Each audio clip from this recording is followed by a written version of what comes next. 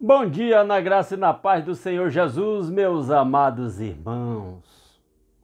Hoje é quinta-feira, dia 22 de agosto de 2024. Estamos aqui para continuar a leitura da palavra de Deus, hoje lendo Deuteronômio capítulo 30. Desejamos que você tenha um dia muito abençoado, que você seja a bênção de Deus por onde você passar nesse dia. Vamos então à leitura de hoje. Deuteronômio capítulo 30, a partir do versículo 1, diz-nos assim a palavra de Deus: quando todas essas bênçãos e maldições que coloquei diante de vocês acontecerem, e elas os atingirem onde quer que o Senhor, o seu Deus, os dispersar entre as nações, e quando vocês e os seus filhos voltarem para o Senhor, o seu Deus, e lhe obedecerem de todo o coração, de toda a alma, de acordo com tudo que hoje ordeno a vocês, então o Senhor, o seu Deus, trará restauração a vocês. Isso é uma nota interessante no Velho Testamento, nos profetas, a gente vai ver muito isso. Mesmo Deus que promete castigo por causa da desobediência do seu povo, promete restauração. É interessante que Deus nunca fala em aniquilar definitivamente o seu povo. Sempre ele diz: vocês vão me desobedecer, eu vou castigar vocês, mas depois eu vou restaurar vocês, vai ficar alguém. E sempre que Deus falou em destruição do povo, houve um mediador, que representava Cristo. Na peregrinação do deserto era Moisés. E agora Deus está dizendo isso. Ele fala das maldições que atingiria todos aqueles que desobedecessem a ele. Mas ele diz: quando vocês se arrependerem, quando vocês corrigirem sua conduta, eu vou restaurar vocês. Olha o verso 2 de novo. E quando vocês e os seus filhos voltarem para o Senhor, o seu Deus, e lhe obedecerem de todo o coração e de toda a alma, de acordo com tudo que hoje ordeno a vocês, então o Senhor, o seu Deus, trará restauração a vocês. Terá compaixão de vocês e os reunirá novamente de todas as nações por onde os tiver espalhado. Deus já prometeu que eles seriam espalhados entre as nações por causa da desobediência, e Deus está dizendo: eu vou trazer de volta.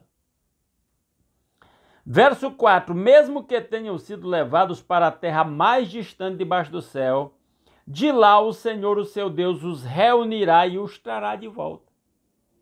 Sempre há a possibilidade da restauração para o povo de Deus.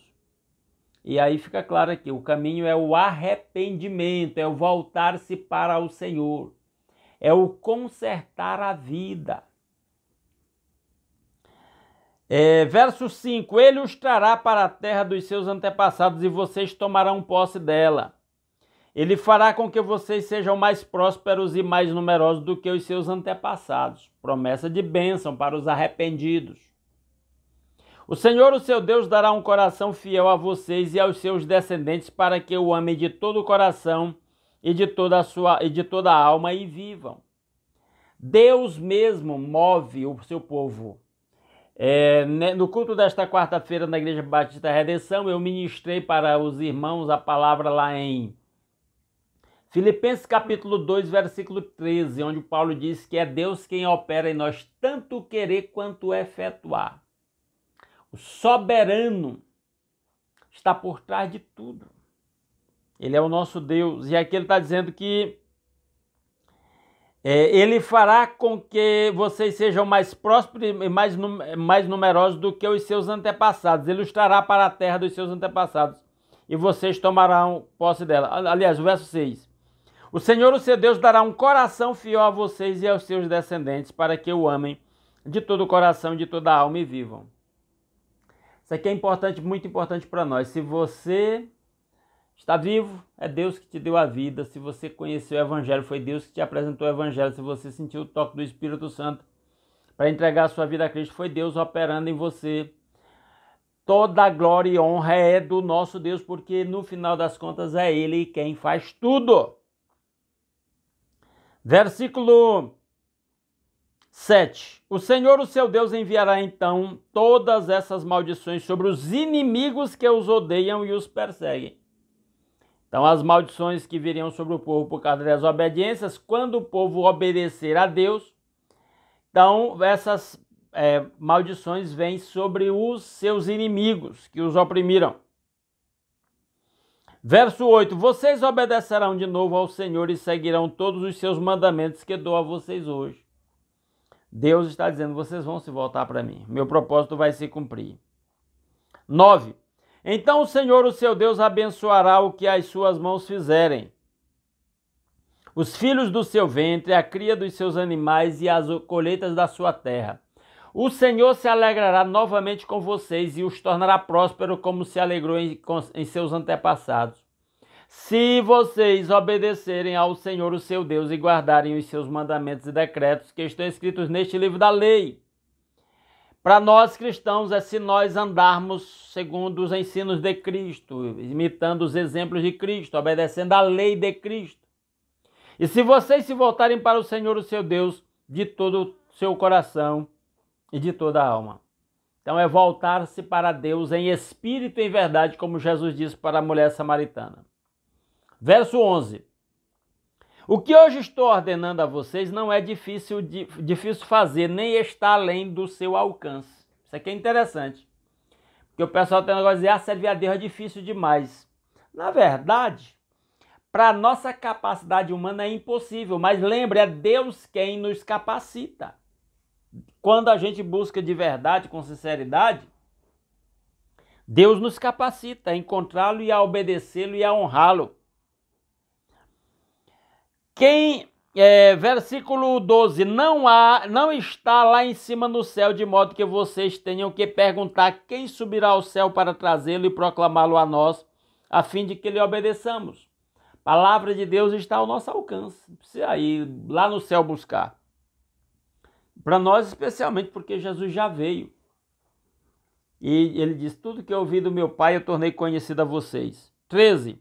Não está além do mar, de modo que vocês tenham que perguntar quem atravessará o mar para trazê-lo e, voltando, proclamá-lo a nós, a fim de que lhe obedeçamos. Não precisa atravessar o mar.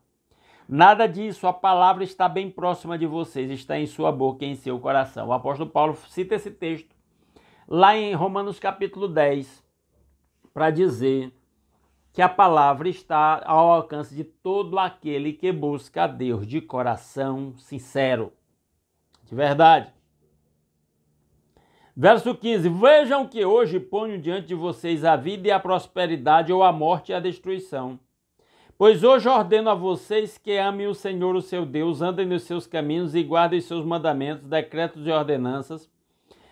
Então vocês terão vida e aumentarão em número, e o Senhor, o seu Deus, os abençoará na terra em que vocês estão entrando para dela tomar posse.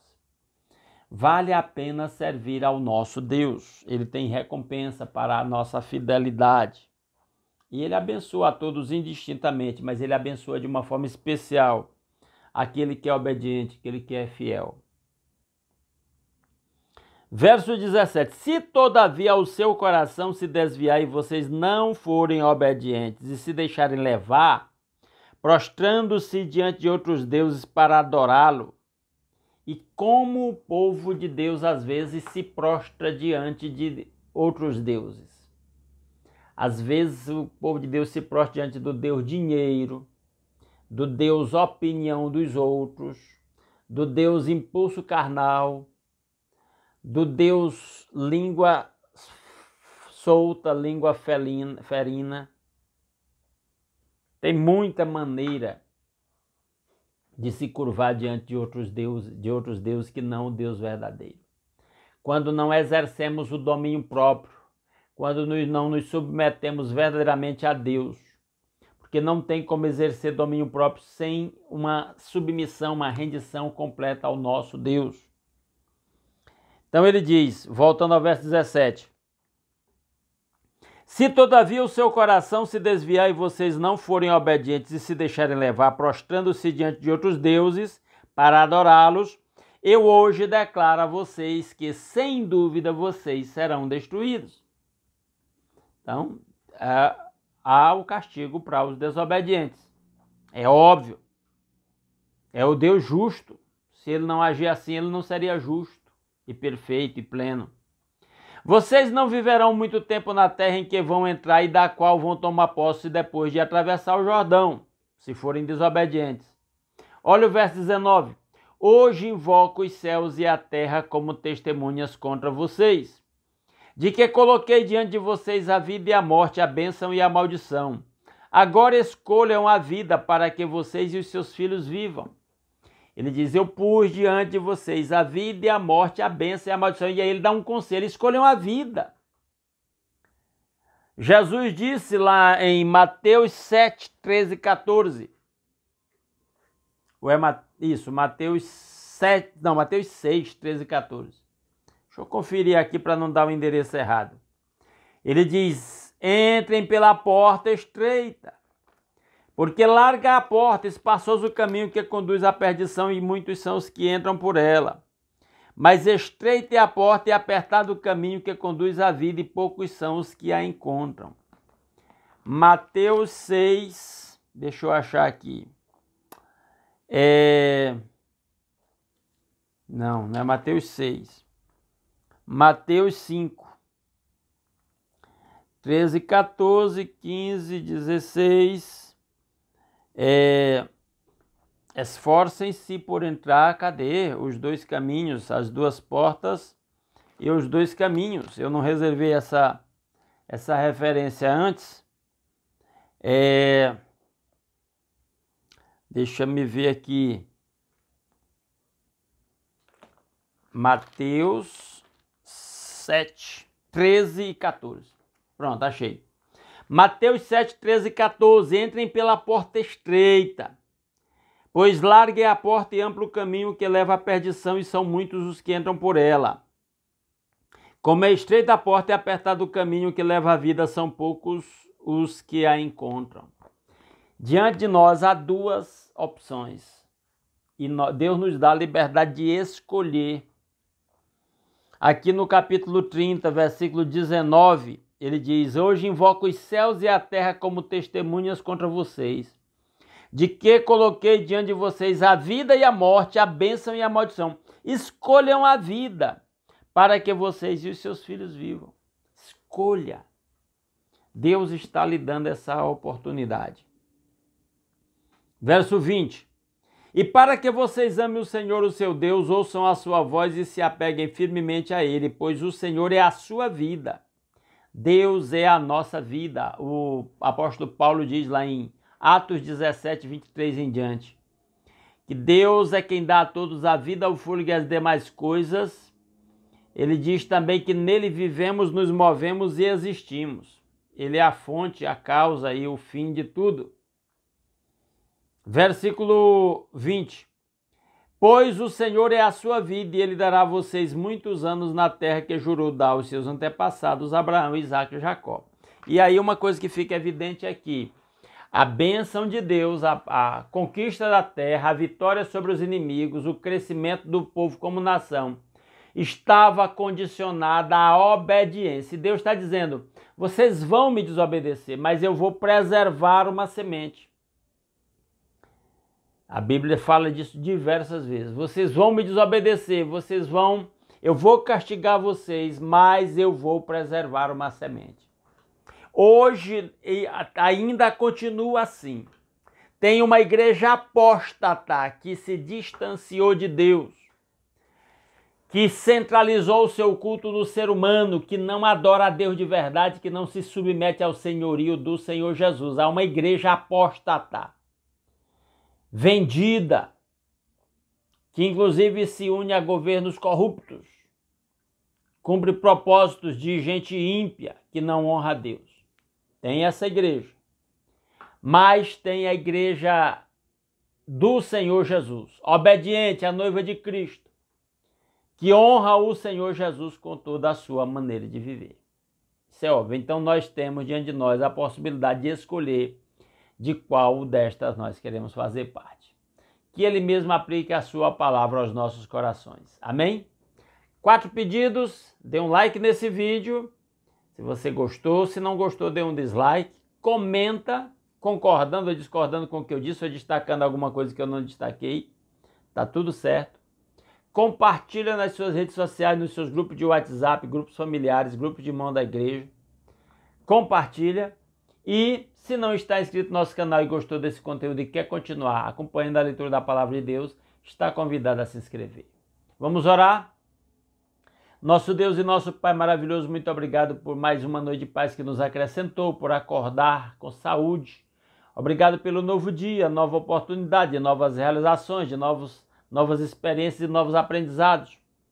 Muito obrigado a Deus pela oportunidade de começar esse dia aqui meditando na palavra, que coloca diante de nós a vida e a morte, a bênção e a maldição e que nos exorta a escolher a vida. Nós escolhemos o Senhor, nós queremos fazer a sua vontade. Muito obrigado pelo nosso lar, pela nossa família, pela saúde de cada um de nós. Obrigado, meu Deus, pelo cuidado, pela proteção. Que a bênção do Senhor esteja sobre a vida de cada um dos meus irmãos. Ó Deus, que o Senhor faça prosperar o trabalho de cada servo seu. Que aqueles que estão empregados sejam eficientes no seu trabalho, na administração dos seus recursos, para que possam prosperar cada vez mais. E aqueles que estão desempregados, que o Senhor abra portas de emprego, que aqueles que estão endividados, o Senhor dê soluções financeiras. Ó Deus maravilhoso, age a favor do seu povo, que a sua bênção esteja sobre o lar, a família de cada um dos meus irmãos. Que a paz, o amor, a alegria do Espírito Santo estejam presentes entre os casais, entre os pais e os filhos, entre os irmãos. Que os pais tenham sabedoria para educar os filhos na disciplina e admoestação do Senhor. Ó Deus maravilhoso, que a bênção do Senhor esteja sobre o trabalho dos meus irmãos, fazendo prosperar, abrindo porta de trabalho para quem está desempregado, dando soluções financeiras para quem está endividado. Meu Deus, opera maravilhosamente na vida do seu povo. Faça milagres a favor de quem está doente, meu Pai. Visita, toca com o seu toque curador. Se o Senhor vai usar médicos, medicamentos, internações, cirurgia, seja feita a sua vontade, mas nós confiamos no Deus que faz milagres, que cura todas as nossas enfermidades. Ensina-nos a andar nos seus caminhos, a fazer a sua vontade. Meu Deus, que a sua bênção esteja sobre cada congregação local, sobre cada igreja local, avivando os pastores, evangelistas, missionários, providenciando obreiros para aquelas igrejas que estão sem uma liderança de um servo do Senhor, humilde, obediente ao Senhor, proclamador do Evangelho de Cristo. Ó Deus maravilhoso! Tudo isso nós pedimos graças ao nosso Senhor Jesus Cristo e ao seu sacrifício na cruz em nosso lugar e ao perdão dos nossos pecados, a nossa reconciliação com o Pai, o livre acesso à sua presença. Que a bênção do Senhor esteja sobre o seu povo por onde nós formos nesse dia, para que levemos a bênção do Senhor na vida de cada pessoa que cruzar o nosso caminho. Assim nós oramos e agradecemos em nome de Jesus. Amém. Aleluia. Meus amados irmãos, muitíssimo obrigado pela sua companhia. Esperamos que essa leitura tenha sido muito abençoadora e esclarecedora para vocês. Se Deus quiser, amanhã às 5h30 estaremos aqui de volta. Grande abraço a todos os meus irmãos.